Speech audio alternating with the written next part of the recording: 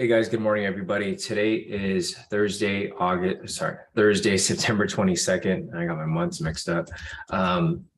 It is 6:20 right now. Market's going to open in about 10 minutes. I'm going to go ahead and set up this room real quick, and then we can get started shortly. So just give me a few moments to finish setting this up, and then we should be able to get started in no time.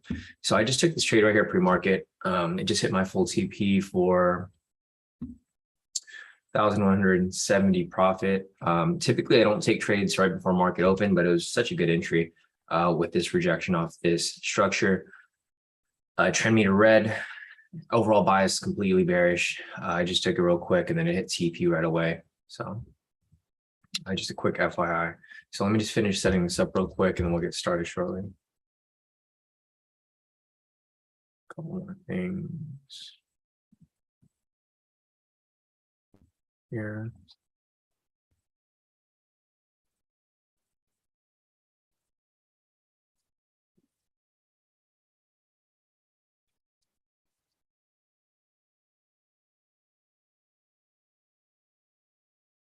All right. All right, looks good. Let me get this link sent out to you guys here in the premium real quick.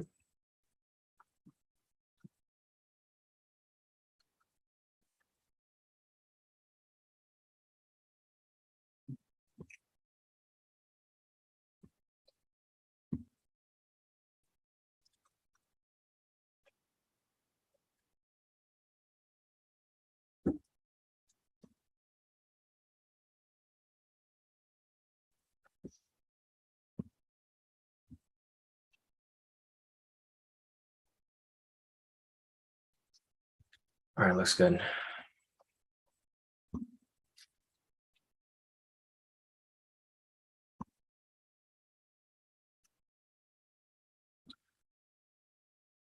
All right, so I'll get a few moments for people to make their way into the room. As people join, I'm going to go ahead and mark up areas of K2SR zones on the chart.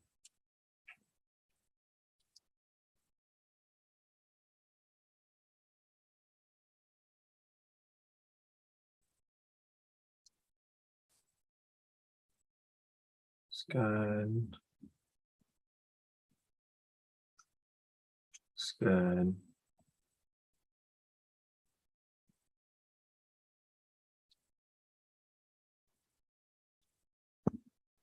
It's good.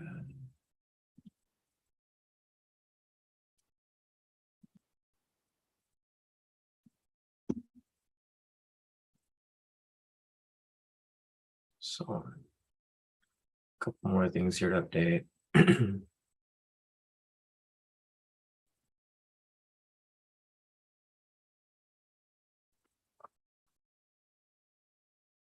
All right.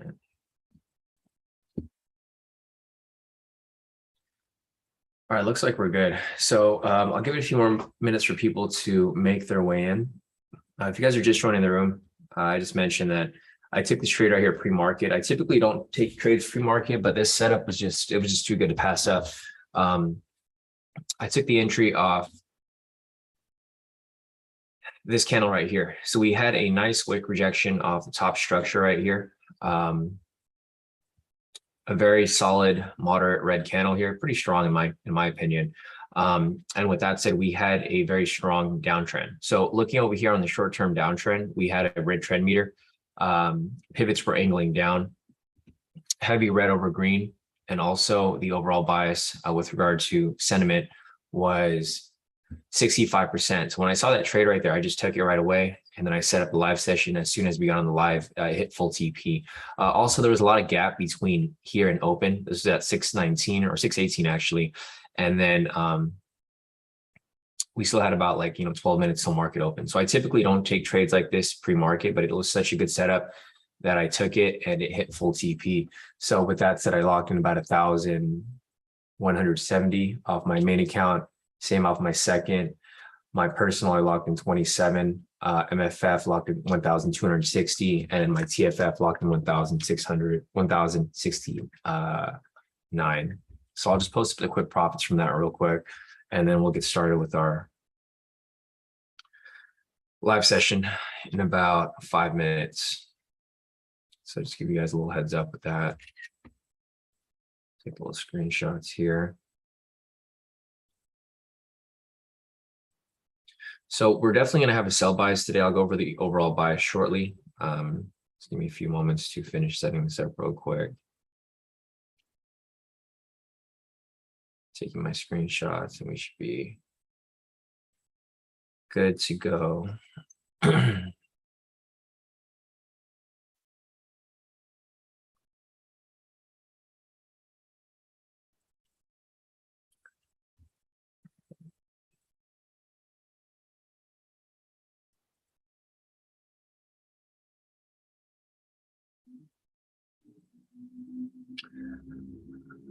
Price is now at the sessions below. So it's gonna be a matter of time until it swings back around. So I'm gonna go over here to the chat real quick, post up my profits for that pre-market trade.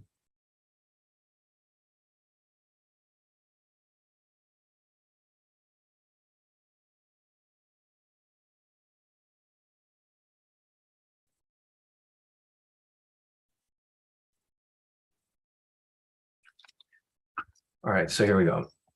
So here is my profits for that trade that I just took right there. Here's my main account. You can see the green strip right here. I locked in 1,170. Second account 1,100. TFF account 1,100. MFF 1,260. Same thing with my second 1,260 and third one 1,260. Lastly, my personal account over here with 28 profit. So not too bad off that little trade there. You know, whenever I see something really good like that, I just take it right away without even really thinking. I know it's a bit risky because I don't take pre-market, but everything just lined up perfectly. So with that said, let me just give a little update here. Like pre-market profit. All right. So market is opening in about 2 minutes. The overall bias is bearish. So I'm going to go ahead and just go over that real quick as market opens. But you guys can kind of see already right now. And you guys probably have an idea from this week anyways, with everything that's been going on. So let me go ahead and just copy this over real quick.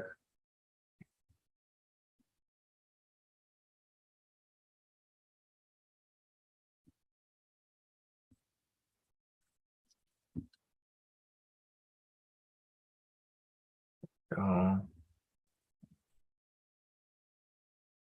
I got so many accounts now, it's like hard to keep track. All right, got that set up. And this right here. All right, we got about 2 minutes till market open, or about a minute. Let's go ahead and take a look at the overall bias. So retail sentiment right now is currently 66% long, indicating that 66% of retail traders are currently buying right now. So we want to do the opposite and sell.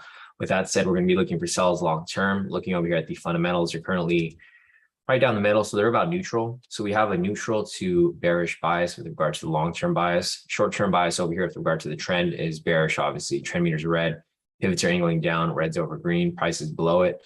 And that confirms that we are in a bearish bias long-term and short-term for today. So with all that said, we're going to be looking for sells today. Price is currently at the sessions right now. So when price does break below, we need more zones to populate down below here. Once we have more zones around this area, we can start looking for more trades. But right now, we're going to have to wait for it to confirm below there because we can't take any trades around these sessions up here. So, all right, guys, market is opening right about now. Market is now open. Let me take a look at the news real quick to see if there was anything this morning.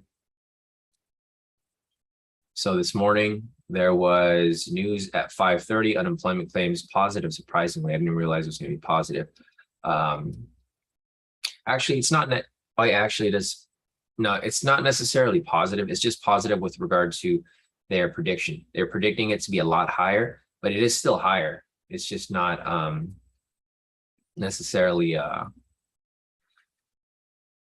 so it's not a good thing. This isn't good news. This is just that it was higher than what they anticipate, or less than they anticipated. They anticipated to be 220,000 unemployment claims. It was still higher than last month. Last month was 208,000. Now it's 213,000.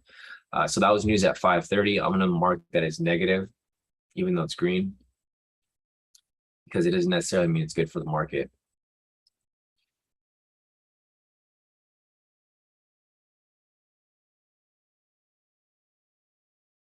Or we'll just mark it as positive, just so that you guys will be more aligned. But just keep in mind that with that news there, the unemployment rate is still higher. So that doesn't mean that it's a good thing for the economy. It just means that it was positive news because it was less than expected. So this is going to be 5:30 US news. Positive. So you can see how price kind of faked out, then it came back up. Price came down, faked out, came back up to correct to news price, and then, or to the news, and then it came right back down for correction because the news was technically negative. We have another news event here at 7 and then 7:30, CB leading index and natural gas storage. So 7 and 7:30. Mark that up over here.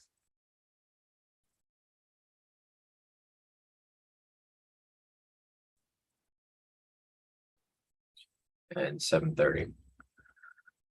All right, so with that said, we'll be looking for sells today.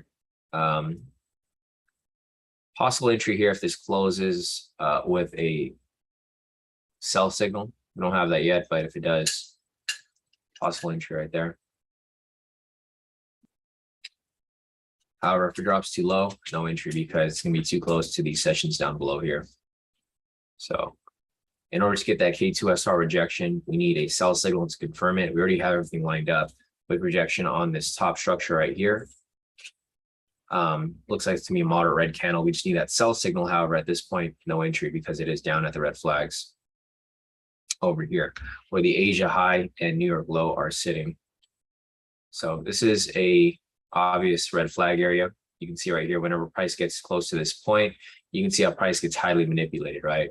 Price will come down, bounce around, shoot right back up, come back down, retest, and you can do the same thing. You can either shoot back up or come back below. So no entries around this point right here, clear red flags all around. So let's see who's in the morning in the room so far.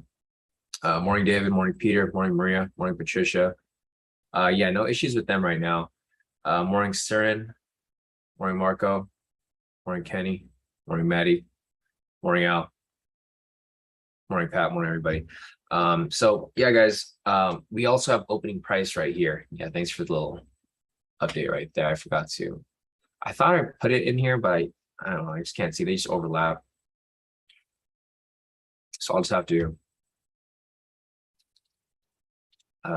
New York open price. Yeah, it's literally right there. So this is a huge area of manipulation. It's just a lot of red flags in one specific area. We have opening price, Asia high, New York low, and you can see whenever price comes down to this point, it gets highly manipulated, right? If you just look really closely to where these wicks are rejecting off and how big of a move that happens after them, it just gives you the insight not to trade around this area. I know a lot of people like to trade here if they're gambling, but you know, we're not here to gamble, we're here to win. So in order to prevent yourself from losing unnecessary trades, you just want to avoid trades when you get close to areas like this, right? You don't want to take any unnecessary risk.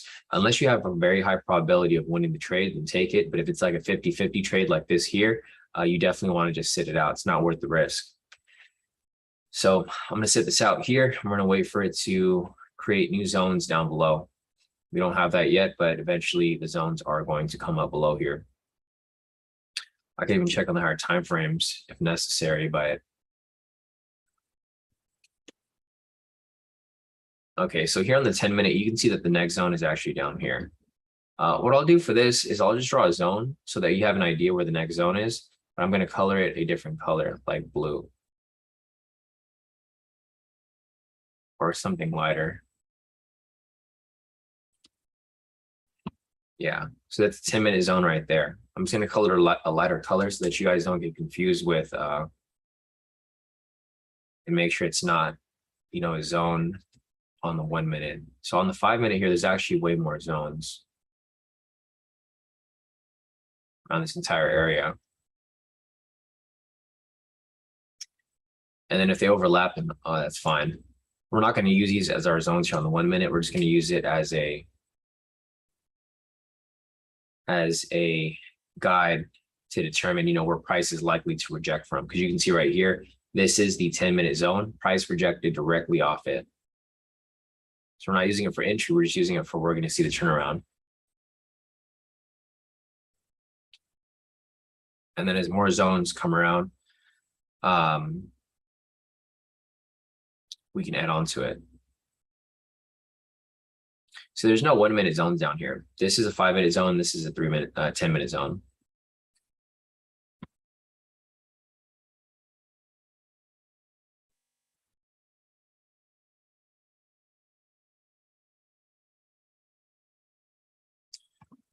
All right, price is still bouncing around this area. As we get new zones, I'll update, but right now, we don't have anything for the 1 minute. Let me go here to the clean chart real quick. I'm gonna go ahead and take everything off here and mark up the high lows so that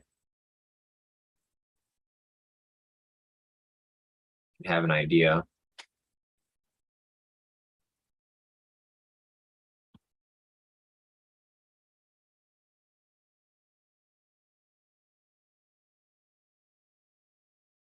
Where liquidity is sitting.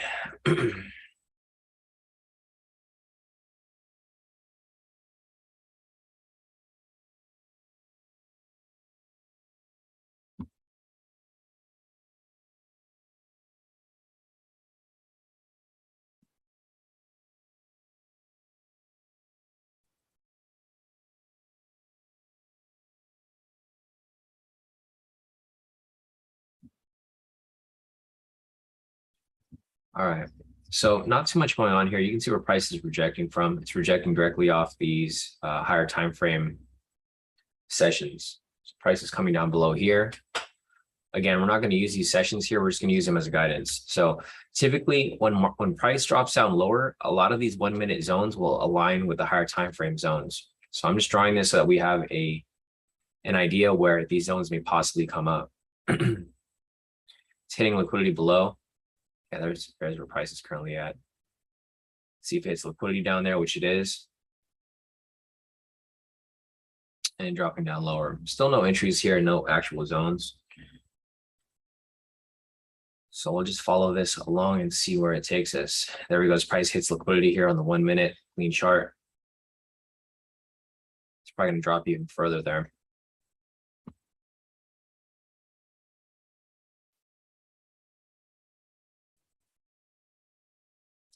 So again, this is the 10-minute zone.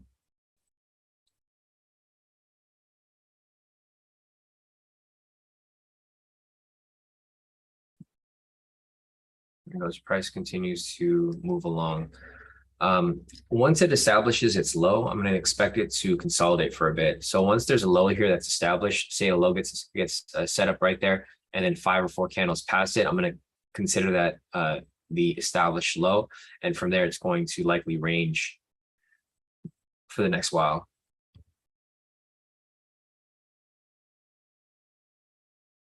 There's a couple high-low scalps right here if you guys noticed. This one right here, actually. So this was a high-low scalp. It's passing down this high-low right there. Obviously, I didn't take it. So I'm still not convinced that the market is moving directional yet. Today's supposed to be technically the first day of fall. So with that said, price is supposed to move directional, or it's supposed to start moving directional more often. But I'm still not convinced yet. Just the first day of fall, things are going to change in like one day. It's going to take some time before it actually completely changes. But yeah, let me go over here real quick. You can see it better like on the 5 minute, I guess. It's a 5 minute chart. So yeah, looking over here on the 5 minute, you can see that price isn't necessarily moving directional, right? On the 1 minute, it's a lot more choppier, so you don't really see it too smoothly, but you can see right here on the 5 minute, super choppy right here, drops below, super choppy, comes up, choppy again. There's just times where it moves directional, but it's not consistently moving directional. Like if you were to change up, or if you were to split up the time sessions. So this is London up until market open right here, right? So if you were to take everything off right here, you would see that the market isn't really moving directional. It pushes up, comes right back down. Big range right here. Same with Asia session, right? And same with New York session the day prior. So as you guys can see, there's no clear direction. It's not moving just down or moving just up. It's super choppy all throughout the day. So with that said, I'm still looking for only K2SR rejection entries right now until we get that confirmation. Still no zones down here, but these are the 10-minute zones, 10-minute and 5-minute zones. These blue zones down here. We just got to wait for this low to get established. Once it starts ranging again, it'll create new SR zones within it. So it's just a matter of patience and waiting for this to confirm and play out.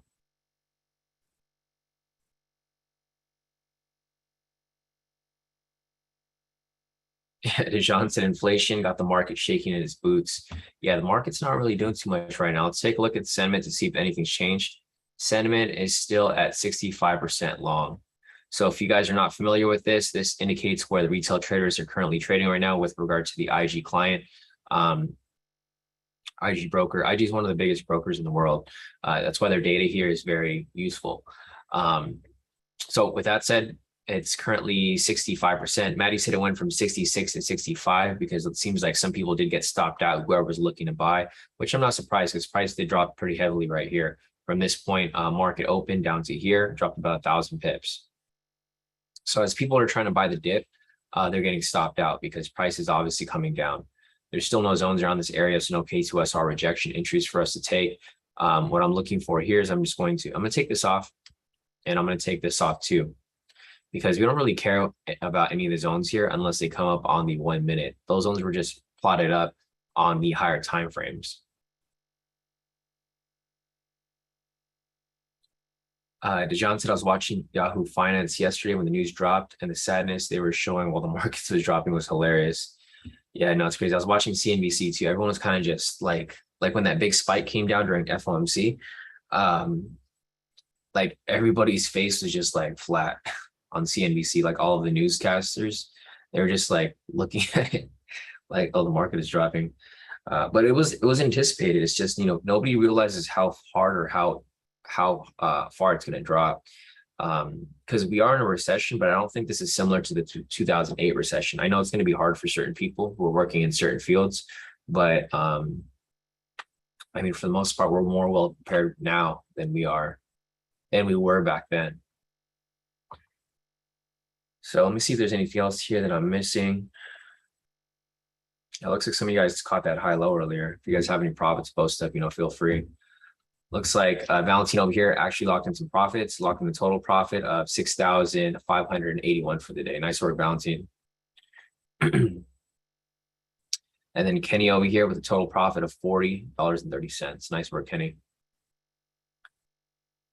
All right, not bad to kick off the morning. If there's anything else you guys have to share, feel free. But at the moment, there's no official trades for us to take because there's no zones down here. So I'll continue following this. This is not an actual zone on the 1 minute, so we're not going to use it. This is a zone on the 10 minute. We're just looking for areas where zones are likely to pop up for the 1 minute here. One thing that you guys want to keep in mind is that price is extremely overextended right now. If you measure it from this high here, and the reason we're measuring it from this high is because this is where the retracement or consolidation happened. Price dropped right here, retraced and consolidated for a bit, and then it continued dropping. So if you measure it from this point here down to here, price has dropped about 1,900 pips without retracement. So you're gonna have to wait for it to retrace before we can, take any entries here for a sell anyways. Same with here on the clean chart. As I mentioned earlier, guys, I'm waiting for this low to be established. Once this low here is established, meaning that it doesn't keep repainting, that's where the range is going to be. Because price is going to range at some point. It's just a matter of being patient and waiting for it to actually confirm. So we'll have to keep following it until the low here or bottom has been confirmed.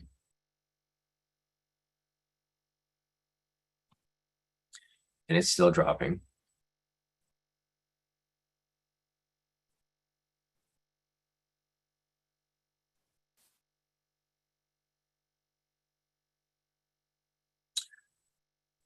All right, man, here goes. Let's see, we got news coming up over here at 6:46 right now. Let me check this real quick. All right, so let's review the overall bias. Overall bias for here on retail sentiment is obviously bearish. Looking over here at the fundamentals are currently down 140 points. So this is indicating a strong bearish bias here with regards to fundamentals as well. So fundamentals and retail sentiment definitely bearish. Looking over here at the heat map. Heat map is currently pretty red for the most part. A couple green stocks in between, but mostly all red. So everything here on long term is definitely pointing towards a sell. Looking over here on short term, also pointing towards a sell. Trend meter down here is red. Pivots over here angling down. Price is below it, and the red pivot is over the green. So with that said, strong bearish bias with regard to long term and short term. Here goes a retracement that we're looking for.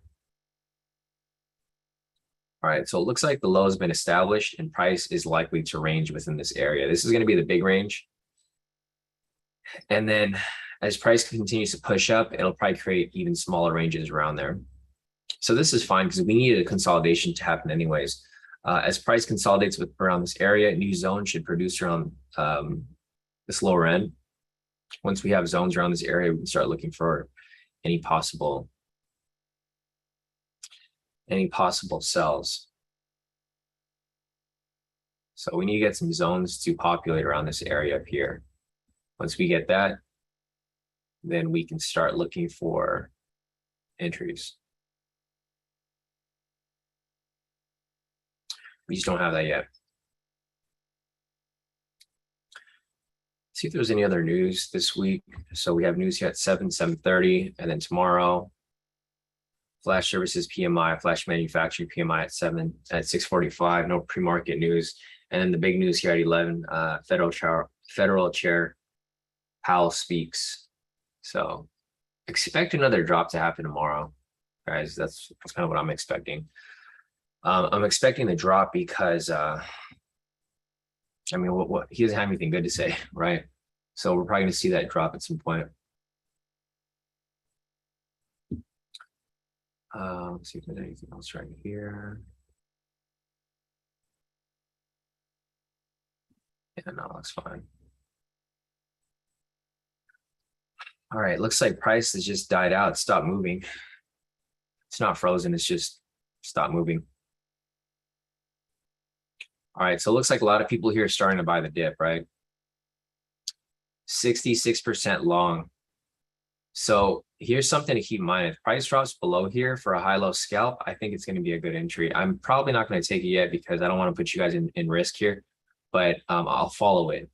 The reason why I'm expecting this to be a hit or for it to actually, play out solidly is because the number here increased. So with people buying the dip here, market makers are kind of pushing people up, and they're going to probably stop them out if price does break and close below this line, which would provide for a high-low scalp entry. I'm not going to take it, but I will follow it. I'm just not confident in the market yet right now in taking certain trades. I'm looking for any continuation entries here that Maddie would have taken. There's no continuations here. Looking for any variations. I'll be looking at these variations and continuation entries, but I won't necessarily be taking them on my live account. I'm just going to follow them to get confidence in this directional market. We don't have a directional market yet, but if we continue to get better entries that are directional, then it's going to give us more confluences indicating that price is going to continue in that direction. So let's check this out right here. If this does break and close below, another high right there. So this might be a zone within a zone. If we establish a new low, this could possibly be a zone within a zone. Dejan said the long people are going to be mad when Dow drops below 29,900. Exactly right. I think if it drops below 30,000, it's going to be pretty bad for them because a lot of people use these whole numbers as their trading points, right? So whoever's selling, great. Whoever's buying, it's going to be a rocky road for them.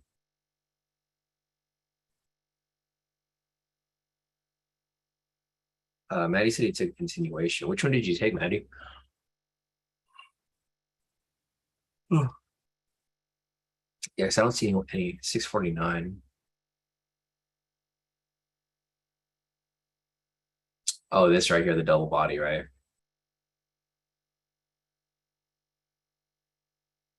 Yeah, gotcha. So this was kind of similar to like what I was showing you guys yesterday during the mentoring session. I forgot who asked about it, but someone was asking, I think it was Madhu, you were asking about the you're asking about Maddie's double top and stuff like that, or for these continuations. So it doesn't matter what candle or like what color it is. It's just, it just depends if it's double top on the top side. So for sells, double tops on the top side. For buys, double tops on the bottom side.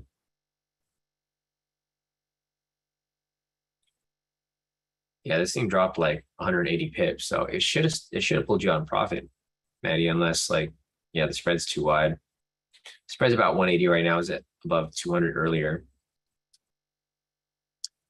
All right, so this looks like this might be the next zone within the zone. So we've got this zone.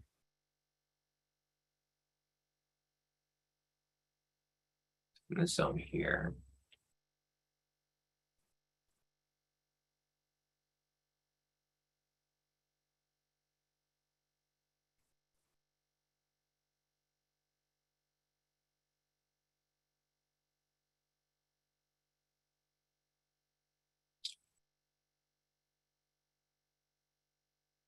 See what happens here. Price is just going sideways. Not really much going on here. So this wouldn't be considered a, or actually, let me see. No, because the previous candle over here broke below it. It didn't close, but it did break below. It's a no high-low scalp there.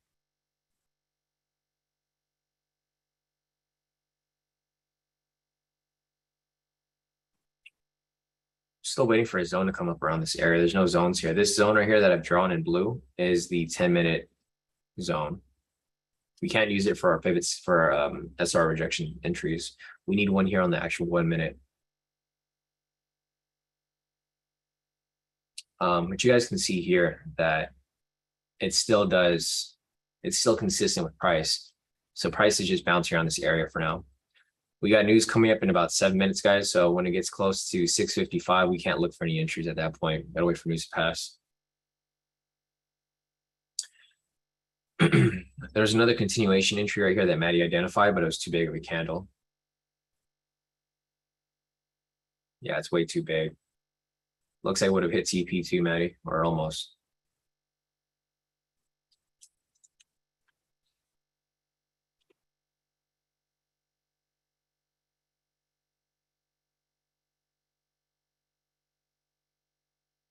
You know, it's too big of a candle. If it retraces to half of the candle right here, or to the full candle, it can likely hit stop loss for its TP. Yeah, exactly. Maddie said it could probably probably going to hit, but it can also retrace the full candle. I agree. It's too risky of a move.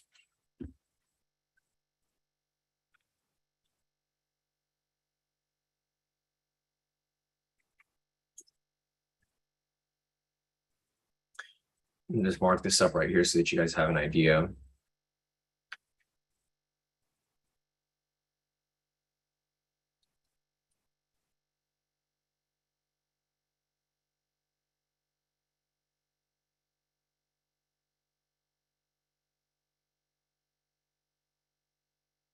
Like, oh.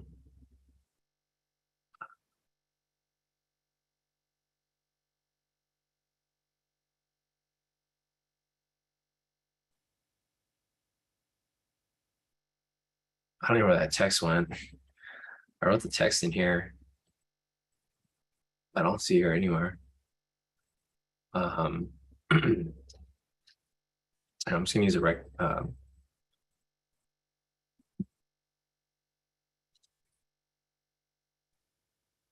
just so that you guys understand what zone this is right here. Yeah, it's still there. 5 minute zones. So you guys can see right here that these align. So like this 10-minute will align with like the 5-minute here. It's the same exact zone, right? That's why I drew this here, because this is going to align with the 1-minute. Once the 1-minute creates zones around this area, it's likely to reproduce around the same areas where they did previously on higher time frames. So since we don't have any zones down here, I just have this here as a marker to identify where our next zone might come up, or somewhere where it may come up once it's produced. All right, it's 6:56 right now, guys. We have news coming up here at 7 o'clock, so we're not going to take any trades from basically now until 7:05, because we typically don't want anything 5 minutes before or 5 minutes after. Yeah, Patricia said same crap as yesterday. Going to consolidate all live. Yeah, I know, it's super annoying. There's no big news today though, so I would expect price to actually push at some point. Hopefully it pushes before the the end of the session. We do have news today, but it's not like something like yesterday. It's not like FOMC or Fed Day where they release the interest rates. Yeah, Patricia said moves were pre-market and open. Yeah, it's kind of why I wanted to take that pre-market move as well earlier, because of this specific reason, right? There's not much going on in the market. You can see right here that we have the zone within a zone. Also, with that said, you can see that price kind of faked out down here. Price came below, faked out, came back up into this area. I can probably take this off because this big zone is going to be somewhat irrelevant. We just have the smaller zone now within it right here.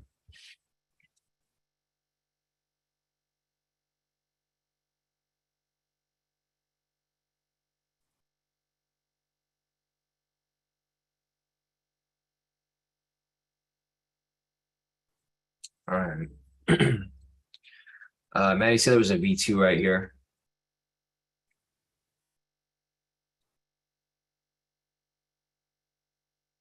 Man, I don't even remember what the V2 is because it's been so long since we applied it. The V2 is, oh yeah. So basically opposite candle right here and a strong candle following it. Yeah, this one right here. So we had a green candle with the high, second candle following is a strong red candle, and played out perfect. Heading momentum, full TP. Nice. So once the market starts moving directional again, we can start looking for these variations and whatnot. I mean, right now it's still consolidating. It's just a big range now. You can see it better here on the clean chart. It's kind of hard to see on the other chart, but here on the clean chart, you can see it a lot clearer. That price is not really going anywhere.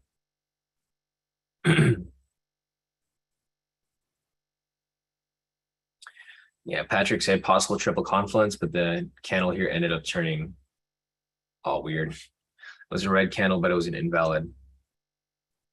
All right, news is coming up in about 1 minute, guys, 7 o'clock.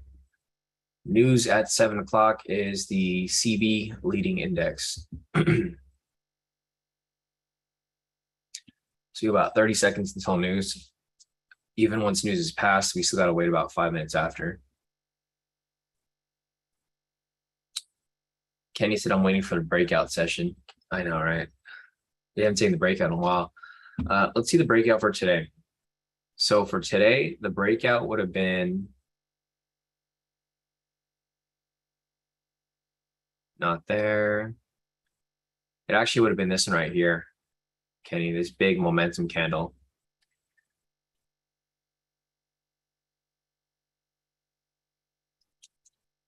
The candle was kind of large though, so I don't think we'd take it, but it did hit full TP.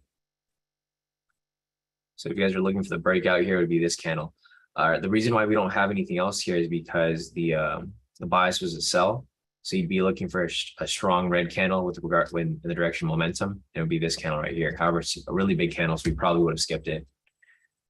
All right, news is right here. Let me refresh this real quick. News for today, CB leading index was negative. It's actually a lot worse than they expected. So negative right here. Go ahead and mark up the news price.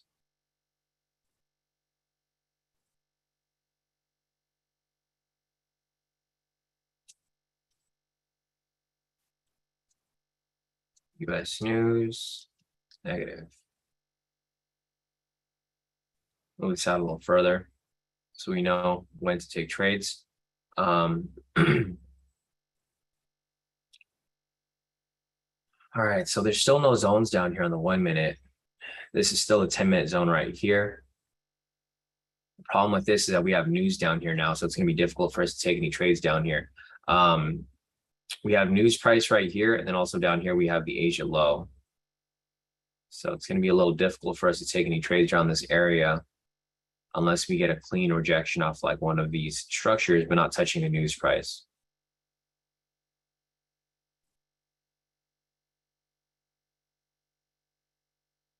Take this off real quick. Nothing down there. Leave this right here so that you guys can see it. 10-minute SR zone. Here's a clean chart. Yeah, it's exactly like yesterday. So just like Patricia said, it's just like yesterday. You guys want to be careful trading in markets like this because this can provide a lot of room for fake outs, right? So as you can see right here, you can kind of anticipate where all these fake outs happen. So you just draw the lows here. The price attempted to break below. And you can see where the fake outs happen, right? Price came below here. People thought price was going to drop from that point.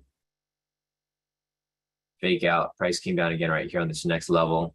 Fake out right there again. This could be another fake out. So just be careful if you decide to take a trade like this right here, because this can easily just shift right back up from there.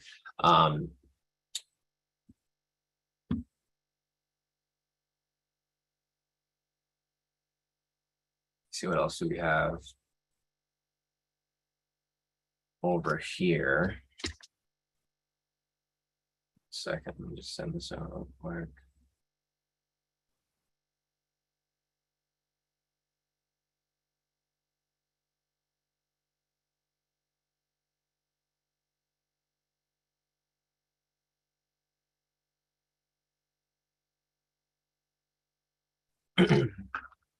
All right, so we got a couple of profits over here posted by Patricia. So Patricia posted her profits for the day so far. She's currently up 3,770 for the day. Nice work, Patricia.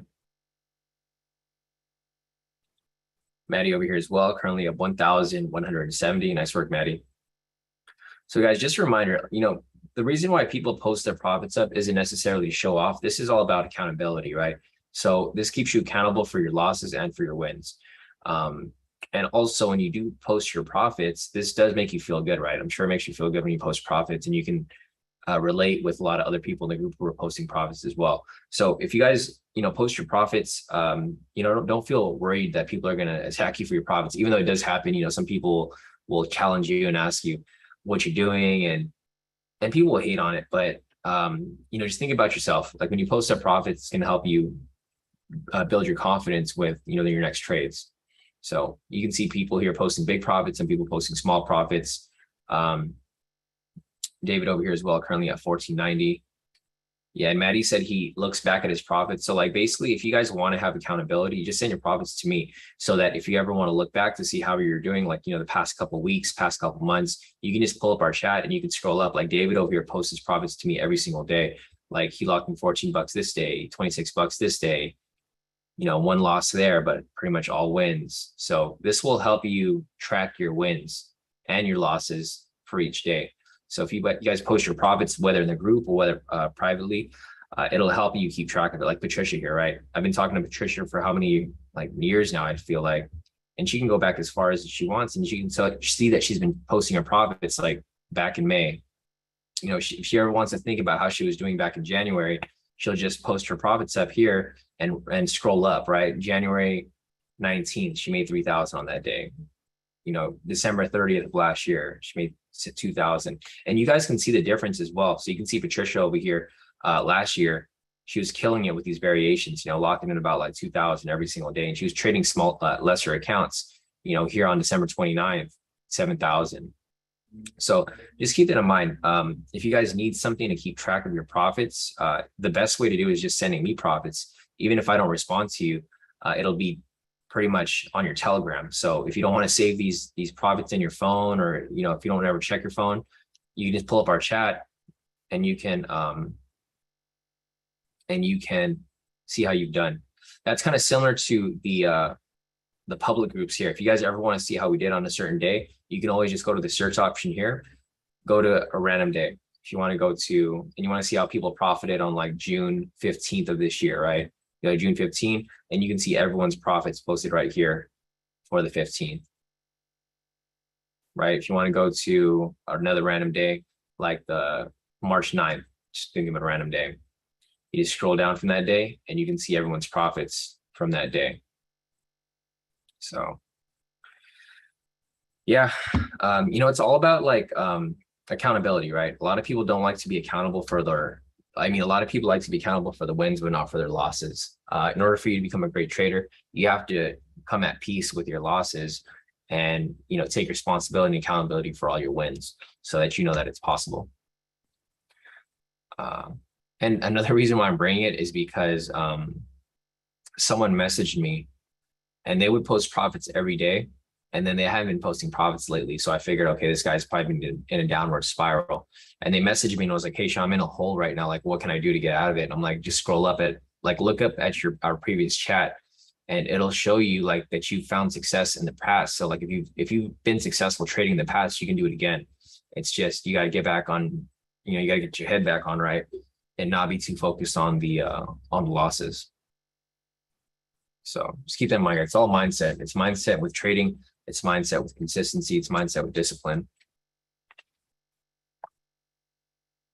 Like if you guys have found success trading at some point, you can do it again. It's just you have to mimic what you were doing at that time. A lot of times it's you're doing something different. So looking back at the charts over here, guys, still no zones around this area. Price is literally just ranging. So here's the same range that I drew earlier. As you guys can see here, it's pulling back into the same area, just fakes out. It's the same thing that was happening yesterday. If you guys remember yesterday, price would break below the zone, fake out, and then shoot right back up. Then it would come up a bit slightly, break out above here, fake out, and then come right back into this area here. So every time price breaks out of the zone, once a new low has been established, like for example, right here, this is the most recent low. If another one gets produced over here, then I'm going to move this down to create a bigger range. But right now, we're just going to identify this as a fake out.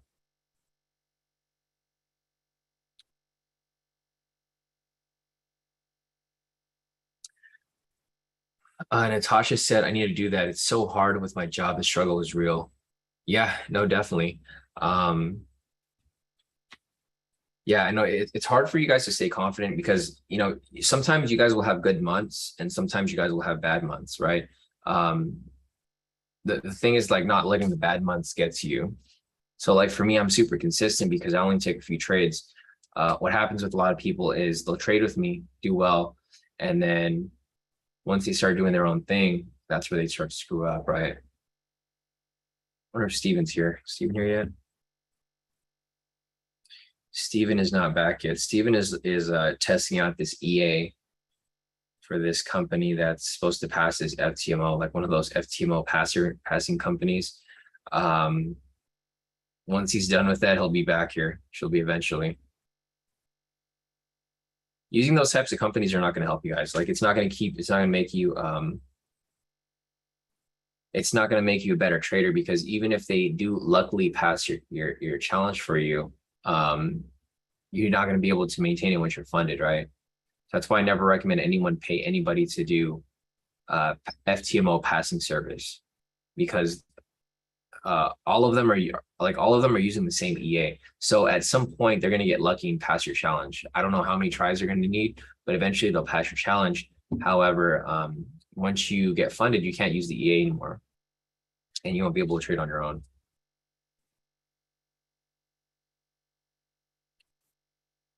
Yeah, exactly. So, I mean, it's better just put in the work now, get the strategies down, understand how everything works, and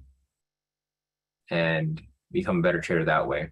So here's the fake out that I just mentioned, right? So I mentioned a fake out down here, and I mentioned a fake out up here, which just happened. Price came up here, faked out, and now it's pulling back into the zone. EA said, or sorry, Sisuk said, you still need to understand how to trade and be a pretty decent trader to use an EA.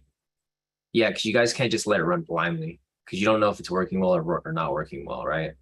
Um, so you still have to be able to understand how to make adjustments and know when to turn off the EA when the market's not doing so well. But yeah, we'll probably see Steven here in about a month or so. I'm not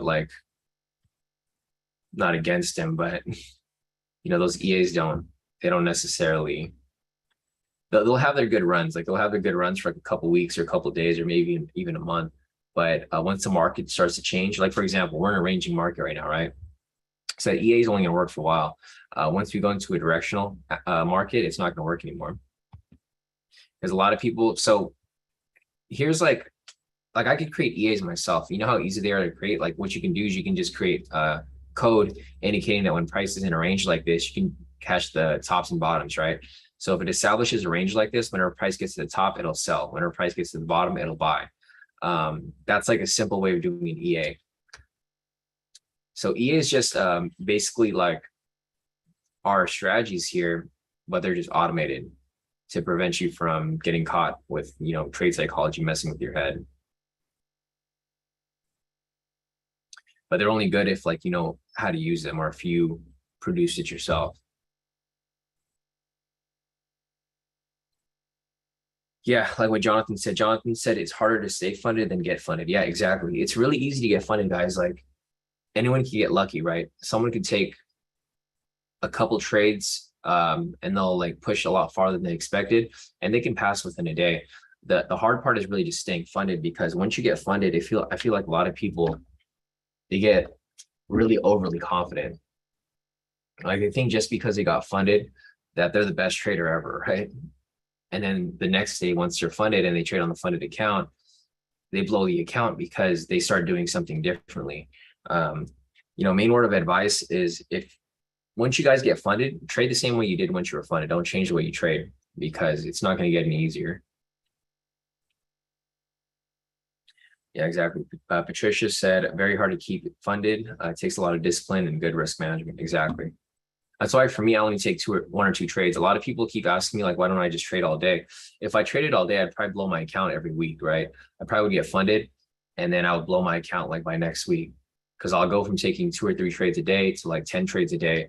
And it just adds on a whole lot of risk. Let's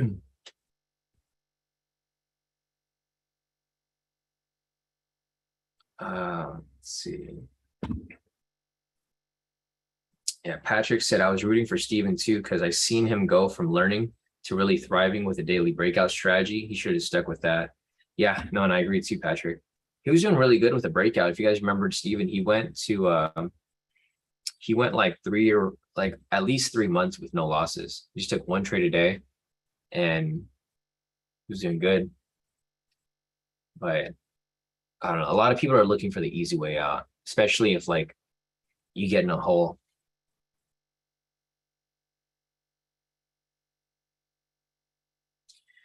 So yeah, Peter said this guy I know has 300K funded accounts and 150K funded.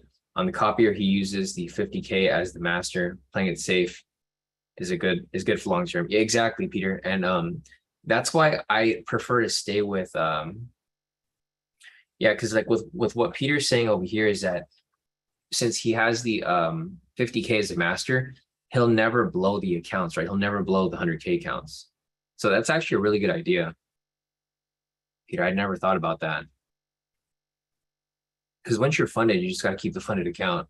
You just lower your lot size, or you can lower your lot size. That's one of the main things too. All right, so price pushed up right here. There's still no zones. I'm like surprised there's no zones that have produced down here yet. Typically they would have produced by now, but let me go over here and see what sentiment's looking like. Sentiment's really high now. So I'm expecting a tumble right back down. It's at 68% long. That's really high. We haven't seen it above 70 since like the spring, I think. So during the spring and fall, it does push up to like above 70, sometimes 80%. Looking over here at the fundamentals, they're currently down 36 points. So it's pretty neutral right now. It's neutral or bearish with the long term. Short term is still where it's neutral now as well. So our bias is now kind of shifted to a neutral to bearish bias. Overall, it's still pretty bearish, but short term and I guess middle term is neutral right now. Once we see this, swing around.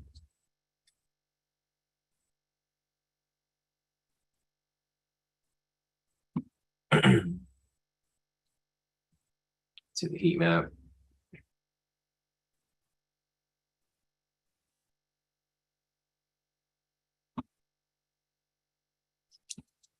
Stock index.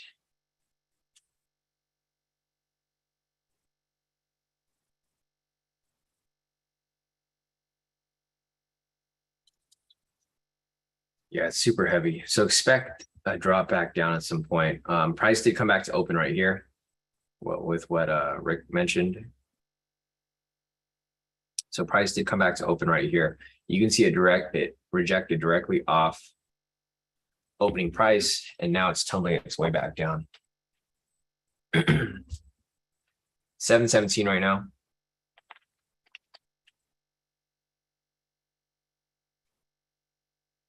Still nothing for us to take. I mean, either way, there's no zones here to begin with. So what I'm personally looking for is for a zone to come up around this area right here so that we can possibly catch an SR rejection lower before it reaches news price down here. Because the next target price, if price does break below here, target price is going to be news price again right here. So I'm looking for a zone to produce somewhere around this area so that we can possibly take an SR rejection in that way.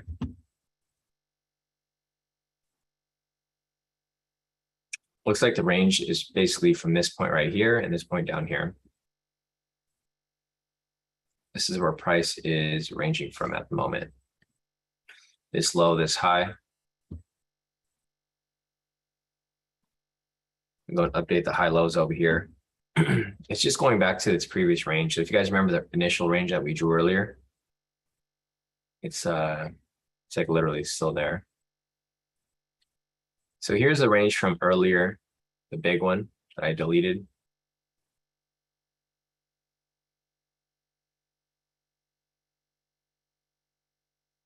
It's pretty much still within that area.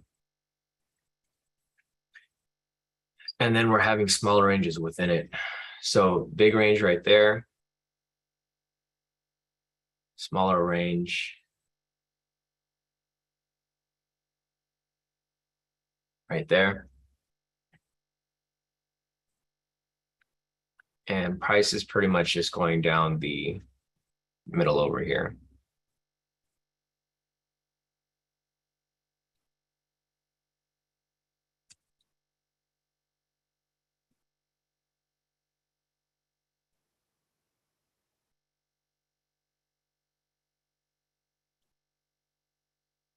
Still no zones though. So here comes the drop that we were anticipating. It's coming back down. Target price point is going to be news price right here.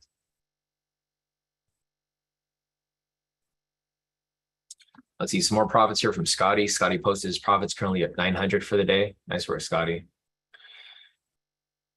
Got Kevin over here currently at 9,980. Nice work, Kevin. This other account right here, 11,320. Solid. Dell over here currently up 1,087. Nice work, Dell.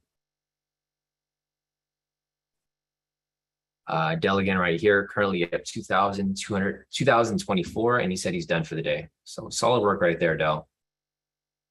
Maddie over here said right back to the first range. Yeah, so that first range that we drew earlier, price is pretty much pulling right back into it.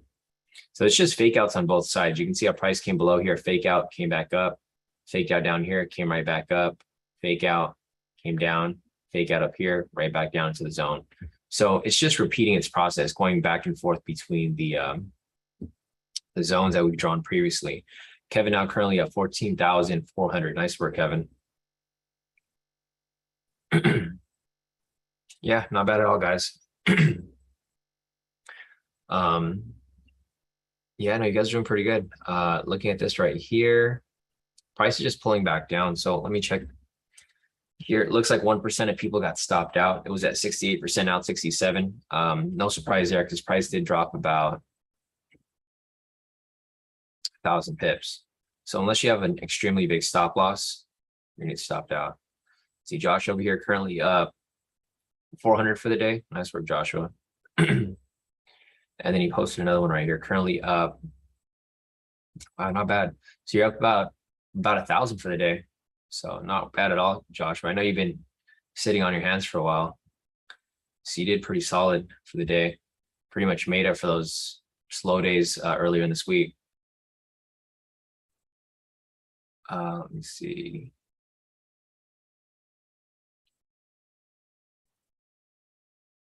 Anything else over here? Seth over here said got to fine tune a bit. Yeah, no problem. So this is all about accountability that I was talking about earlier, right? So you guys have seen Seth post like huge profits every day, right? Like 100,000 days sometimes, 50,000 days. Today he's not having a great day. And this is fine because this is bringing him back to earth, right? Because he was doing so well for so long that he's starting to realize that he needs to fine tune a bit. As you guys can see, the market is moving a little directional right now. So it's not moving as rangy as before. This might be a sign that Seth might need to change a few things or, figure out what's causing him to lose these trades. So it's all good. Seth, I'm pretty sure he's still doing great overall. But right now he is negative for today. So first time seeing that in a while. And it's all good to bounce back from it. So yeah, if you guys have losses to post that too. You don't have to just post wins. I know it's going to be difficult for you guys to post losses, but it helps to keep you grounded.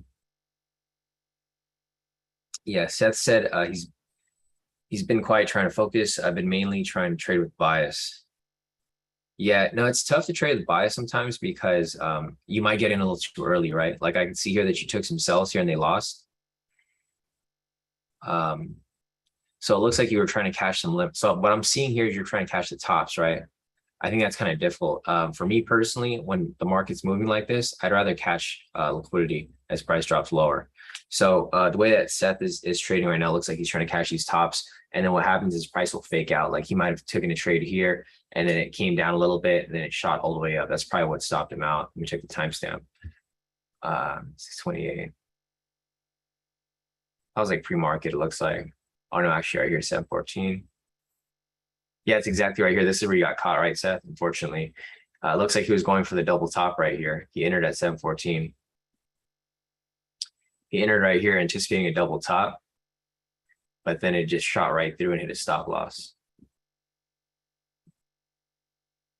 So for me personally, that's why I like trading liquidity. I'd rather trade liquidity than catch these the tops and bottoms.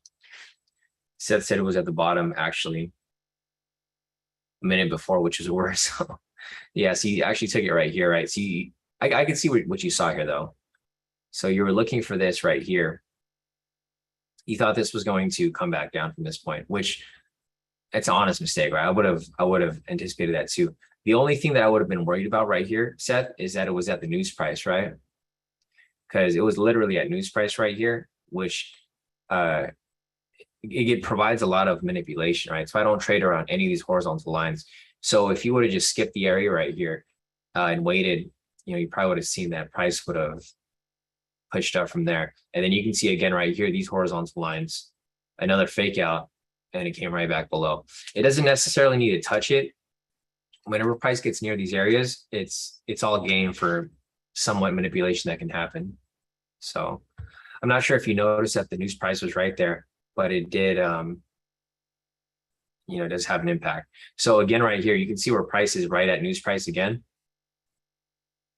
It's basically the same thing. This can easily just push up from there, or it can come down. You basically have a 50% chance whether price is going to go in your direction or not. We have another zone up here. It's not going to be relevant to us because it's right next to the session. We can't take any trades around that area, but we do have a zone there. Down below, it doesn't look like we're going to have any zones over here yet. So there's nothing down here yet. But yeah, it's the same thing right here again. So same pattern. So fake out near the news price, shot up, fake out near the news price, and it shot right back up again. So yeah, I would be careful with these with trading near these news prices, because you can get caught in a lot of traps right there. Let's see. Maria said still doing the things that I shouldn't do them. Discipline is very hard on me. So Maria over here, she took a couple of mistakes, but she's still in profit. So she's currently up 319 for the day. So again, that's accountability right there, right? Maria's posting all of her profits here, profits and losses, and she realizes that she's making mistakes here. So it's all good, Maria. It's all a learning process, but you will get better over time. Well, you've gotten a lot better since you first joined K2. I remember when you first joined K2, you weren't doing anywhere near as good as you are now, but you have a lot more consistency and discipline. Seth's asking, could you explain slightly what you mean by liquidity pushes? Yeah, no, sure. So here, I'll clean this up a little bit right here. So let me I'll just take these off real quick. I'm going to draw the areas of liquidity, and then I'm going to show you what I mean by that. So go over here to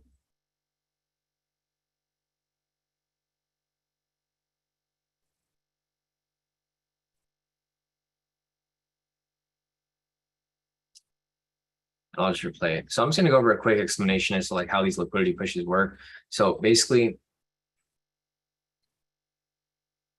I'll go back to like right here. So like exactly how you said, you know how you're trading it in direction of bias, right? So the bias is a sell. Like we already know that obviously because it's been a sell for all week, the entire week. So the way that these liquidity pushes work is that we draw areas of liquidity where these lows are that have not been tested yet, right? The reason why they become liquidity is because if people are buying, where their stop loss is going to be, right? So if they're entering a buy right here, say they enter a random buy, where's their stop loss going to be? It's going to be at the previous swing, which is right here, right?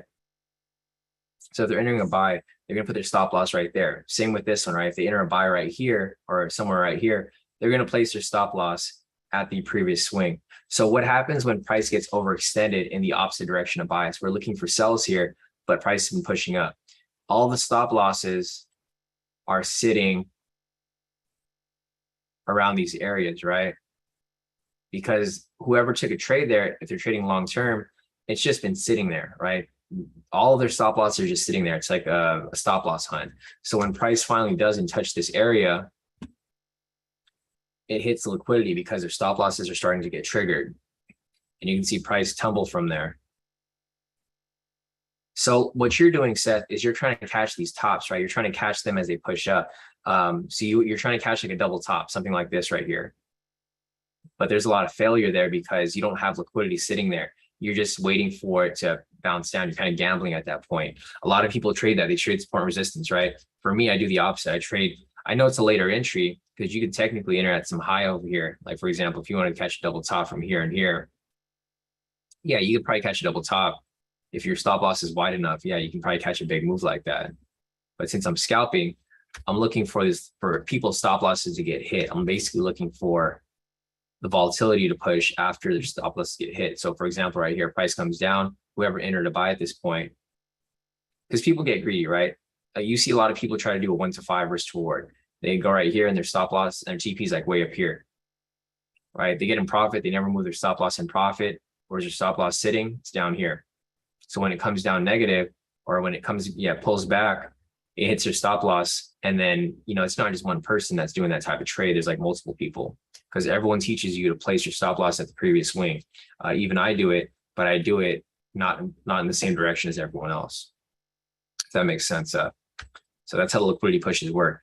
You're just looking for, you would enter when liquidity gets hit down here because you're catching the volatility push. I wouldn't enter anywhere that you're entering, Seth, because you're entering for double tops, right? You're entering where price is, because your loss happened like right here. So you're entering at different points. I'm entering with direction. You're entering against direction. So you're basically trying to catch tops and you're trying to catch bottoms. That's what you're trying to do. For me, I don't do that. I do the opposite. I try to ride the wave. So if the wave's coming down, I'm entering as it comes down. So we're trading completely different. So I wouldn't be entering anywhere where you'd be entering because I don't trade double tops or anything like that. I know it is profitable if you do it properly, but I don't personally trade that way. If I was to take something like that, or like, so let me see, you took your loss over here. So where I would have taken it would have been not anywhere around this area. I would have taken it somewhere over here because my catalyst for direction is going to be these sessions up here. So I probably would have entered somewhere up here. If I saw this swing up right here, I would have entered after we got a sell signal because we do have a sell bias. Price obviously is going to bounce off one of these structures here, not the zones, but the sessions right there. Because any of the red flags will indicate what the red flags can indicate a catalyst for any direction that you are looking to trade. Sessions are typically going to be one of the harder pushes. So like, for example, we have sessions up here, price broke below, came back for the retest. I would have entered right here where the sell signal came down because I wait for the confirmation. Since you're entering too early, you're not really waiting for confirmations. You're kind of just entering where you think price is going to bounce from. But so you entered around this area. I wouldn't have seen any confirmation or confluence around that area, right? You entered right here. You entered like right at news price or around it. So we're just trading completely different. So none of the ways that I trade would align with where you would have taken the trade there. All right, so we have another zone below here. I can finally delete this. This is a 10-minute zone. We now have one right here. All right, so if you look over here at the trend meter, it's turning green, so the bias is now shifting. We had news right here at 7:30. Let me check the news to see if it was negative or positive. News was right here. 7:30, it was negative. 7:30 US news.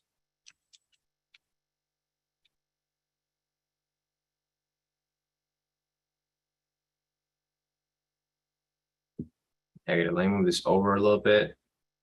There. I think we're good for right now. I'll delete this too because it's not a zone for us right here.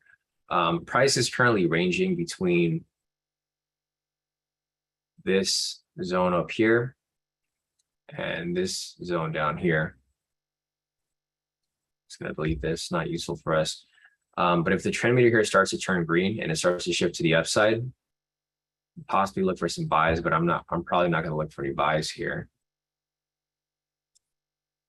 Sentiment's still too heavy on the buy side. It's currently up 67%.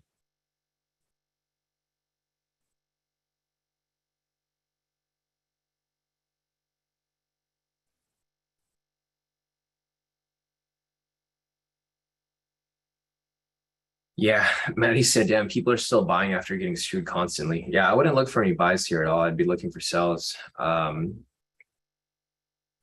know, the market's just, what they're doing is they're churning in more, exactly, Maddie, yeah, no, definitely.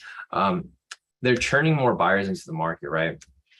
So the thing is, people are going to keep buying until they anticipate that price is going to reverse.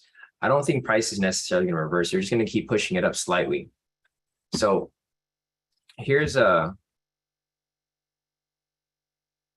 so if I take everything off the chart here, you know, because I've been trading for so long that I could kind of see these patterns here that a lot of beginners look at, right? So what happens is a lot of people try to look for these higher highs and lower low patterns, right?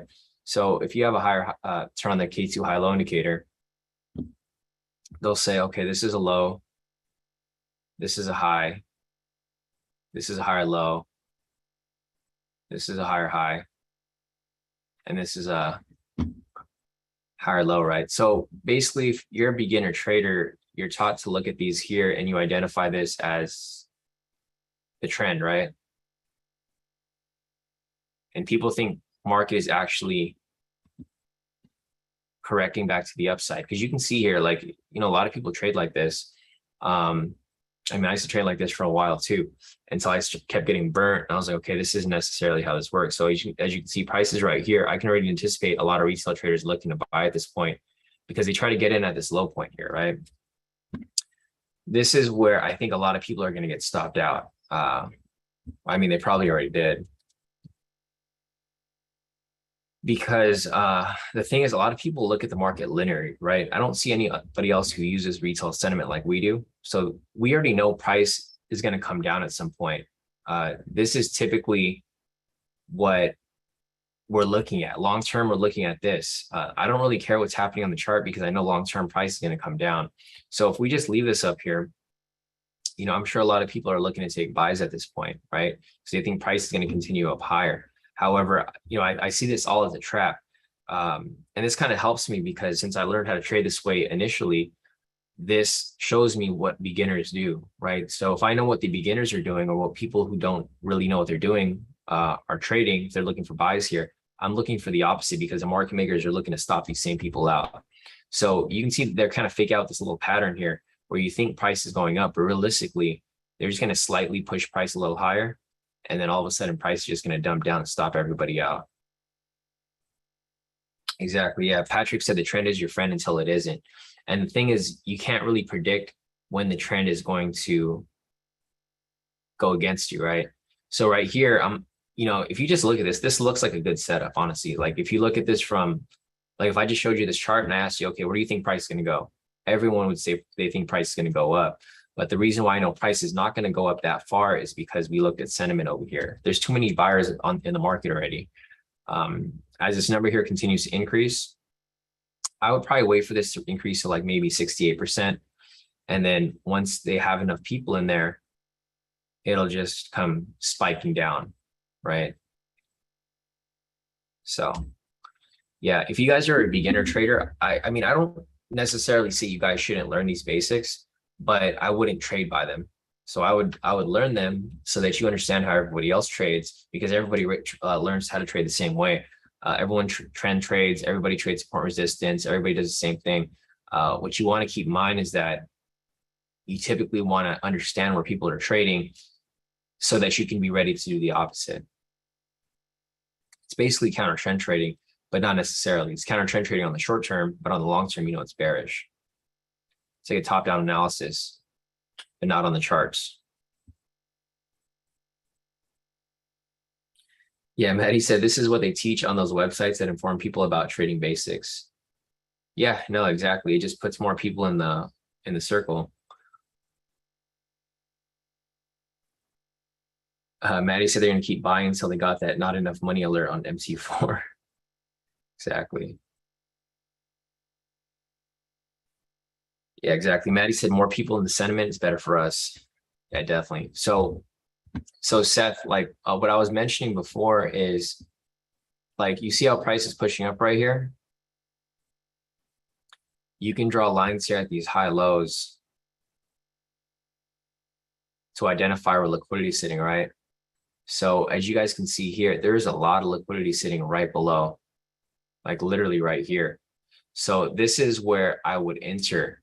So as price continues to move higher and more areas of liquidity get built up here, if price breaks below this channel, this is where my entry would be. If price comes down and touches this point, I would have like a sell stop here. Typically, if I was trading the strategy, I would have a sell stop waiting right here, so that when it hits the stop loss hunt, it breaks right through and hits my TP, right? If I'm only going for 100 pips here, it's not a lot, right? It's enough for me to just hit my TP and pull out, be happy with my 1,000 profit per account.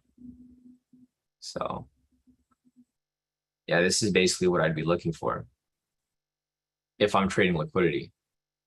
I don't think you were around when we were trading liquidity, Seth, but when you were trading liquidity before, it was working out like super easy, because I would set like a sell stop right here, and as soon as price came down and touched it, it would just hit my TP right away. So I'll keep this up. I'm not necessarily using it as specific guidance for me, but I will keep this up right here. I'll move this a little lower because try to line it up with the most recent higher low. But yeah, I'll keep this up here on the clean chart. Doesn't look like a lot of people are entering the market right now. It's kind of just stable at 75% or 67%.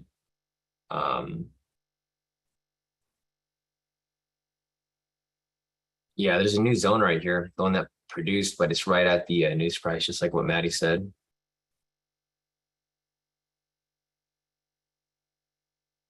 Yeah, Brian said price is squeezing. Yeah, Valentin said, I remember that liquidity trading was crazy. It's too good. Yeah, no, it locked me in a lot of profits. I remember when he traded the liquidity before, like I was able to pass the challenge within like a day. It was crazy how much movement we got. All right, this zone over here is actually a bit extended now.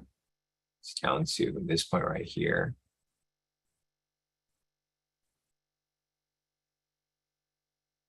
All right, so you can see prices coming back down to this point to hit the area of liquidity.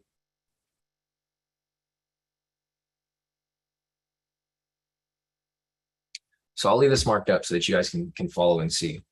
But this is just going to be an example of a liquidity push.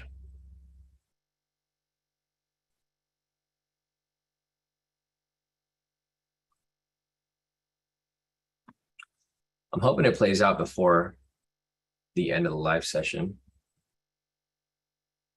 so we can see.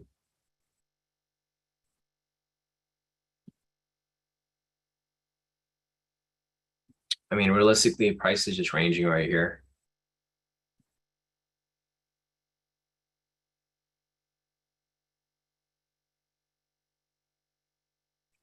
So price is, I mean, it's the same pattern. So you guys see the pattern here, how it keeps going up higher. They're trying to lure in some more buyers here. I think once this number increases to 67 or 68, actually, that's when we'll start to drop it.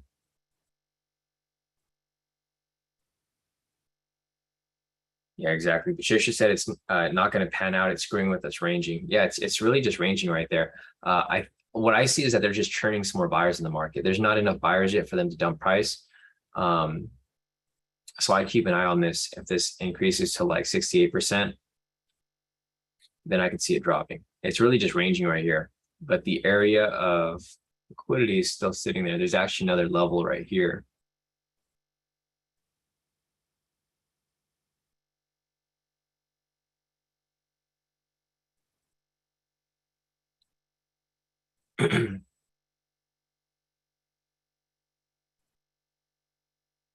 There you go. As price starts to drop lower.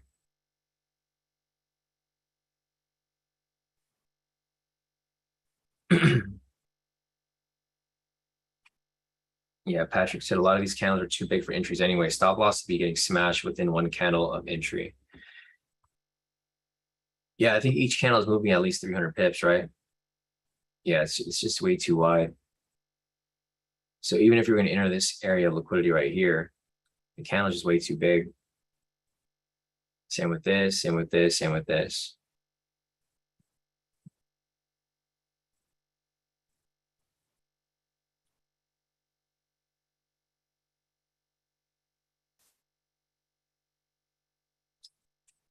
Yeah, C6 said easily if you yeah, C6 said definitely looking to see how many buyers they can trigger into entering. Super deceiving easily. You can get into timing entries. I don't recommend it if you've never done it. Yeah, no, I mean you can like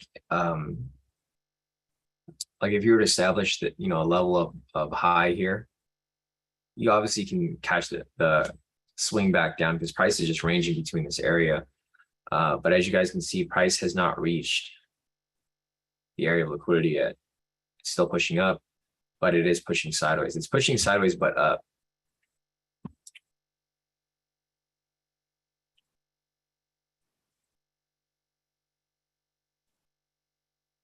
Man, I thought the market would pick up by now, but it's not. Okay, then we have another zone right here. The zone is actually a little bigger. Check these zones here.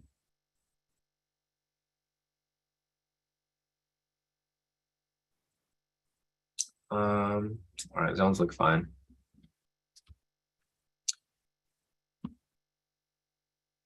All right, so you guys can see that price is starting to squeeze right here, right? It's preparing for a breakout. My guess is that it's going to break out to the bottom.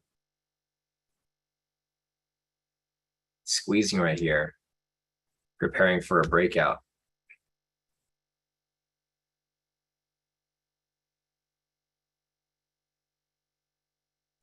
We don't have that yet, but and you can see here from the trend meter that there's literally no trend. It goes from green to blue to red to green to blue to red to green. It's projecting directly off news price right here. See if it comes down. Our clean chart over here is still the same. Nothing's really happened. Price is still ranging within this area, but it is squeezing. So preparing for that breakout if and when it happens.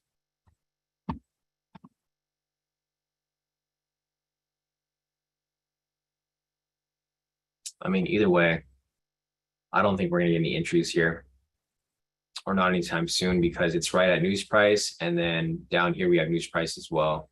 There's no zones around this middle area.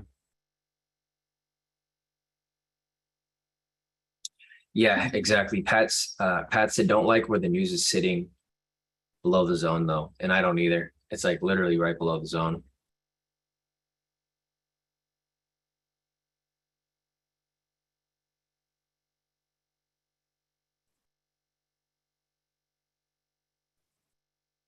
Yeah. See how far is price ranging right here. Price is barely even moving. It's ranging about 500 pips. Spread's currently 180 right now. It's a little high.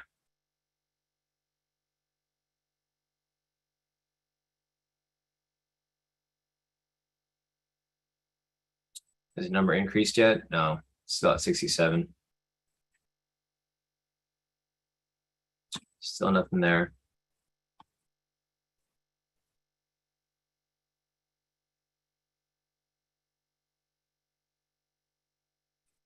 And there's like literally nothing going on.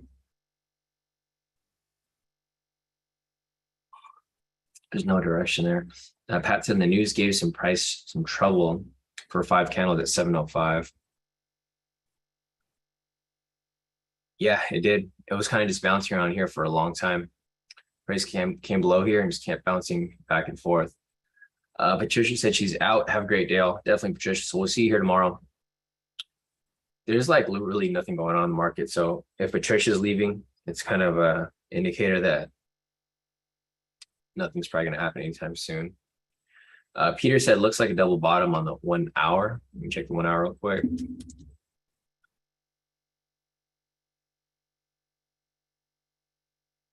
Yeah, no, I can see that, Peter. You guys have the high lows placed right there. You guys can see that it looks like a double bottom.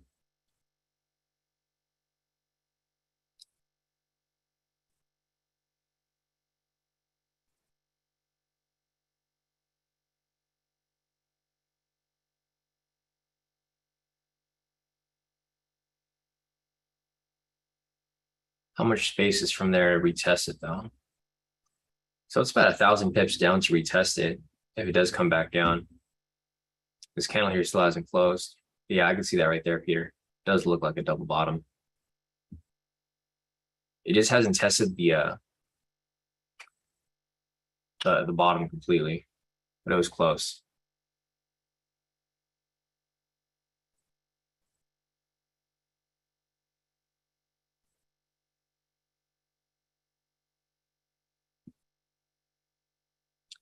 Now, let me check the news for next week. I feel like the market's been kind of like whack for the past couple of days. I mean, there's a lot of news, but when you pass the news, like we'll have one big event with like Fed Day on Wednesday where the market moves kind of erratic, and then the other days are just kind of dead. Let me see. Next week we have We got nothing on Monday. Tuesday, we have new home sales, Richmond Manufacturing Index. All this news is going to be negative. Core durable good orders, durable good orders, HPI, S&P CS, composite. Wednesday, prelim home sales. All the home sales are going to be lower. So I'm expecting all of these to be negative news. We'll probably get some manipulation, but overall price is going to come down. Unemployment claims, we're expecting this to be a bit higher again. No NFP next week. So NFP is the following week. We have consumer sentiment, inflation expectations. So we do have inflation news next week. Not a lot, but we have a couple of days with some high impact news. Like Friday's going to be a big news day. Thursday, somewhat there's unemployment, final GDP. Yeah, actually Thursday and Friday are going to be heavy news days. Wednesday, it's going to be okay, pending home sales. It's going to be a continuation from Tuesday. So I think Tuesday is going to be a heavy news day. They're going to release new home sales, CB consumer confidence. Wednesday is going to be a continuation of Tuesday's news. Thursday, we have unemployment claims, GDP, final GDP. And then Friday, we have inflation news pretty much throughout the day. So, I mean, we got to roll with it, guys, because the thing is we're going into a recession, so we're not really sure where price is going to go or how price is going to move. I think that's what's kind of like delaying the fall season as well, because a lot of people are more cautious right now due to like what's going on in the world. During a normal season when there's no recession going on and it's just, normal day to day, the market typically picks up because people are taking risks, right? Because they have money to spend, they have money to loan. But right now with the interest rate so high and inflation going up, it's difficult for a lot of people to really make big risks like that. So it seems like a lot of people are more conservative with their trades, not necessarily people, retail traders, but institutions as well. Especially with like Goldman Sachs, laying off, like I forgot how many people they laid off. Let me check real quick.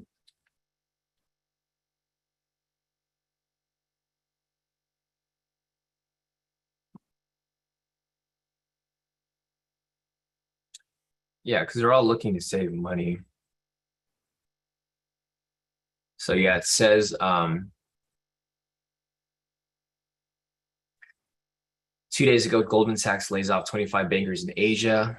Same over here. Goldman Sachs juniors cut after receiving meeting invites in London. So Goldman Sachs had to kick off Wall Street layoff season with hundreds of job cuts this month. So, if these big institutions are cutting people, they're being a little more conservative, not just with their employees, but they're also being conservative with their trading. Typically, when we're not in a recession, it's like a field day, right? They're pushing price all over the place because they can control price. But right now, they're being a little more conservative. Back to our liquidity area that we marked up earlier, guys, price is coming down right here. So it looks like it may be tumbling down at some point. But, as I mentioned, the liquidity here is really low. I think after the past couple of days with the inflation news and whatnot, it obviously is putting everybody in a tight position.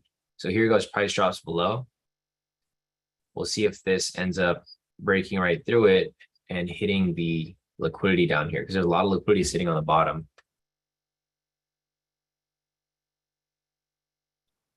What I would look for here too is if price doesn't necessarily reach this point, you can see it as it comes up. And if it comes back down, it's probably going to blast right through it. So there we go. As price starts to swing back down. Let me take a look at the sentiment real quick. Sentiment is now 66. Looks like some people got stopped out again already. There goes. Price drops below. Probably drop like about 100 pips there. Drops below there. Let me see where it goes from this point. Trying to anticipate if the drop is going to happen past here. Let me just see what Peter said. Peter said, Powell signals recession may be priced to pay for crushing inflation. Yeah, exactly. I agree with it. Fed raises rates 75 basis points, signals more hikes to come. No one knows if this will lead to a recession. Yeah, exactly. So price didn't come down to this point yet. still kind of around the area.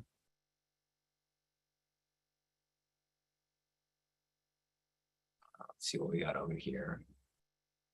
I just don't see anything coming, guys. It's about to be 8. So if you guys have any questions, feel free to put your questions in the chat. Otherwise, I think we'll be wrapping this up for the day. I don't see anything happening here worth following, in my opinion. There's just nothing for us to take right now. Price is coming back down right here.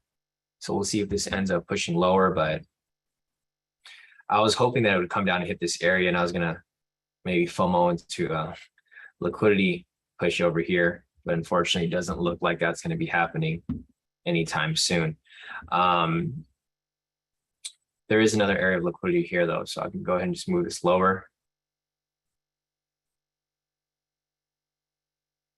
So I wouldn't consider this liquidity right here, Maddie. The liquidity would have been down here, because typically if you're looking for liquidity, you need more than one level, right? Not just one. This one over here was on its own. So I wouldn't have considered this liquidity right here. Oh, are you talking about this one down here, Maddie? Let's see. Oh yeah, this one right here, right? The 731. Yeah, so the liquidity would actually be down here. So you're right, Maddie. Sorry, it was a little too high. The liquidity would actually be right here. This one aligns with this one as well. So it actually created a bigger bunch of areas right there for price to push. Now there's the area of liquidity right there.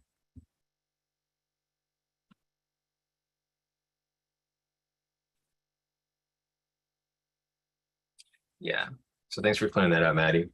This one over here did get tested already. But yeah, if price does push below here, then I'm expecting, and this would be the area of liquidity right here. If price does push below here, I'm expecting it to push, blast right through it. But I think as of now, I don't really see anything else happening. So if you guys have any questions, feel free to put your questions in the chat. Unfortunately, guys, this whole week has been kind of messy.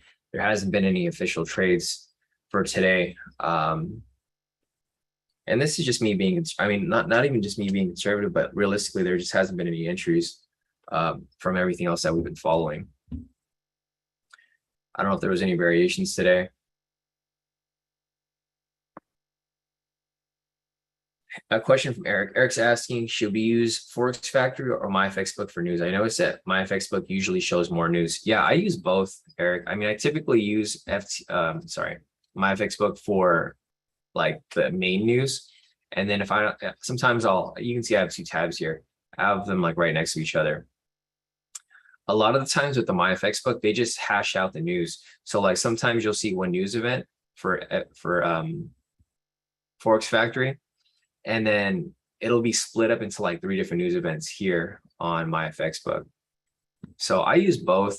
I mainly use Forex Factory, but I do use MyFX Book to confirm if there's any other days that could, be affected, or any other news events that could be affected for that day. So I would just recommend using both just to be safe, because sometimes you'll see stuff on here and they're not on Forex Factory, which is annoying. They should be on both. All right, guys, there goes the liquidity right there. Unfortunately, I missed it. I wish I'd taken it, but it's okay. So price did hit liquidity and blasted right through the TP.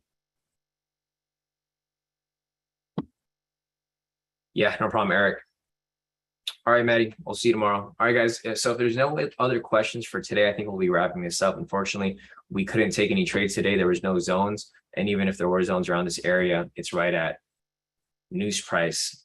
So unfortunately, I'm going to get off because I don't want to be forcing any trades here. Even if price dropped below here, we wouldn't be able to take any trades because the sessions are down here as well. Ton of sessions down there. News price right here, even if we get a clean entry. So there's nothing for us to take. This would be a sign to just sit out the market, right? There's just not really much going on. All liquidity here to get hit though. So it does look nice. But all right, so we'll see you tomorrow, Joshua. See you tomorrow as well.